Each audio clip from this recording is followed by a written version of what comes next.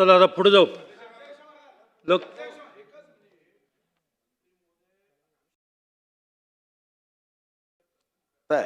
पण किती अधिकाऱ्यांना निलंबित केलं, किती अधिकाऱ्यांवर कारवाई केली, किती अधिकाऱ्यांना FIR केला.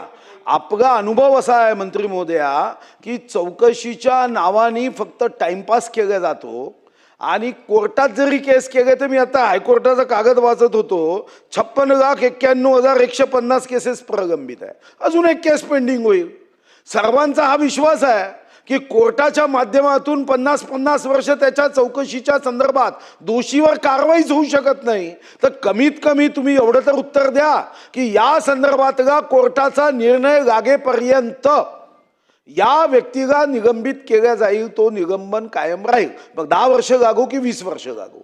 हे एवढं जर केलं तर न्याय मिळेल. अरे गरिबाच्या पोटावर अशा पद्धतीने घरकुल काय, भारत माता माझी आई, डोकं ठेवायला जागा नाही, गरीब माणूस घरकुल मागतो. पंतप्रधान महोदय सांगतात की या देशाच्या गरिबांसाठी गरीबों के सन्मान में मोदी जी मैदान में, आणि इथे अधिकारी अशा पद्धतीने पैशाची लूट करत असेल तर तुमच्याकडून अपेक्षित उत्तर एवढंच आहे की जोपर्यंत चौकशी आणि कोर्टाचा निर्णय अंतिम होत नाही तोपर्यंत अशा अधिकाऱ्यांना तुम्ही निलंबित करणार आहात का, अन्यथा कोणी घाबरणार नाही. अध्यक्ष महोदय, हा जो सगळा घोटाळा झाला हा 1 जानेवारी 2019 ते 30 जानेवारी 2022 या कालावधीमध्ये हा घोटाळा झाला. अध्यक्ष महोदय, हे जेव्हा सीओच्या लक्षात आलं, म्हणजे जे तिथले सीओ होते त्यांनी त्याच्यानंतर तो अकाउंटंटचा अहवाल मागवला. त्यांनी त्याच्यानंतर तो अहवाल सगळा जिल्हाधिकाऱ्याकडे दिला.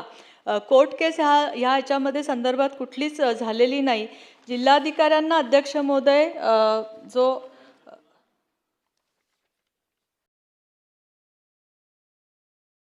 ही जी समिती गठीत केली अध्यक्ष महोदय, जिल्हाधिकाऱ्यांना अहवाल दिल्यानंतर जिल्हाधिकाऱ्यांनी जी समितीच गठीत केली आहे ती 25 जानेवारी आत्ता गठीत केलेली आहे.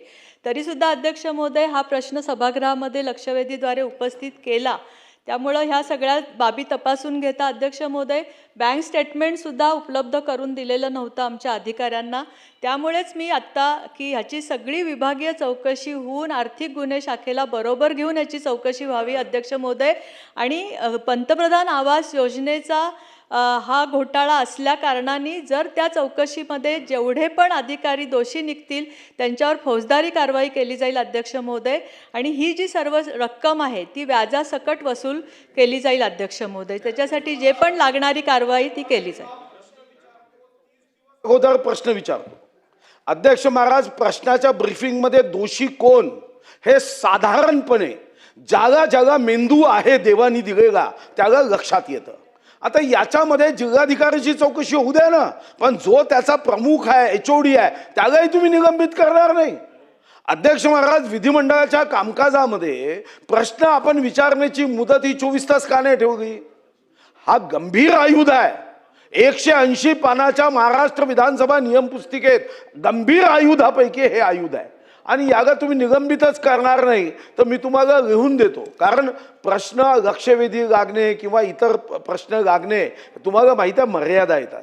आता या लक्षवेधीमध्ये पुन्हा ही लक्षवेधी येणार नाही, मग चौकशी कधी होईल, निलंबित कोणाचं होईल? अध्यक्ष महाराज, तो जो कोणी HOD आहे जो ब्रीफिंगमध्ये तुम्हाला सांगितलं गेलं त्याला कमीत कमी निलंबित केलं पाहिजे, नाही तर कोणाला धाक नाही राहणार. आणि मग तुम्हाला माहिती आहे की ह्या अधिकारी तिकडे कसं मॅनेज करतात. दुरून नाटकात गोतं काढतात, कुणी जातपात काढते, कुणी राजकीय दबाव टाकतो. सस्पेन्शन होत नाही अध्यक्ष महाराज, मी एवढे वर्ष आहे. म्हणून कमीत कमी याच्यात दोषी अधिकारी या माहिती असते त्याला सस्पेंड केलं पाहिजे. आता पुन्हा चौकशीचा काय विषय आहे? ठीक आहे मंत्री महोदय.